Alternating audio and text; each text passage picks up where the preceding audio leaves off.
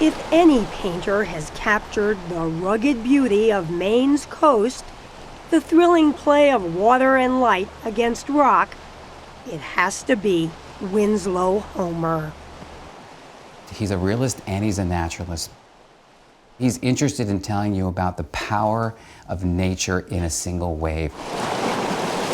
He wants you to feel the spray, be in that painting itself. And though many of us are familiar with what Winslow Homer painted, until now we haven't had a chance to see where he painted many of his master works.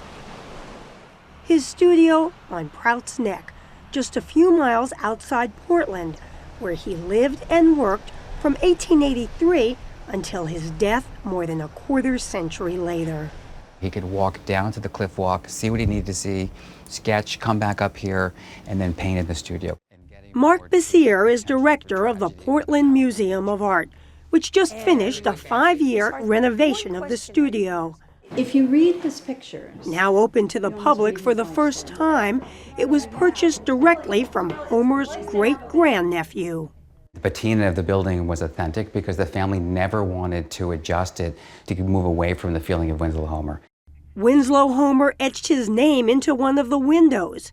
His chair and his pipe are here, along with a sign he posted outside the house that helps explain his reputation as a character and a curmudgeon. People would come knock on the door and want to see his paintings. So he would lean this against the fence to basically its code, don't bother me. Don't come in, I don't want to talk to you.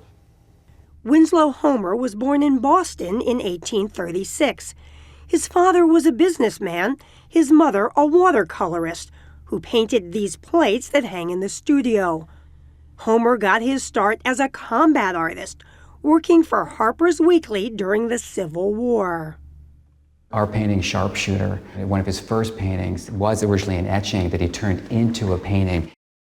Before he settled in Maine, Homer lived and worked in New York and studied in Europe, too. But his work was always distinctly American. This painting, Artist Sketching in the White Mountains, shows his sense of humor. He creates a painting of himself, painting the mountain, and then another artist painting the mountain and another. And so it's kind of a caricature of the tourist industry beginning.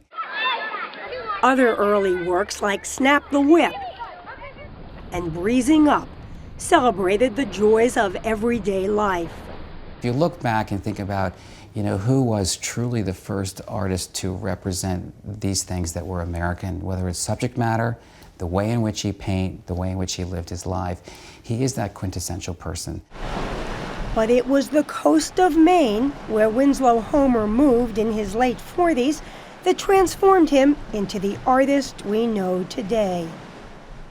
He ended up here because his older brother Charles, a real estate developer, purchased land on Prout's Neck to build a family compound. Winslow Homer chose the carriage house for his home and studio and had it moved to a spot next door where he could study the ocean's moods. We're kind of walking on... This is sacred ground. To celebrate the studio's opening, the Portland Museum has mounted a new exhibit devoted to the work Homer produced at Prout's Neck, including Weather Beaten.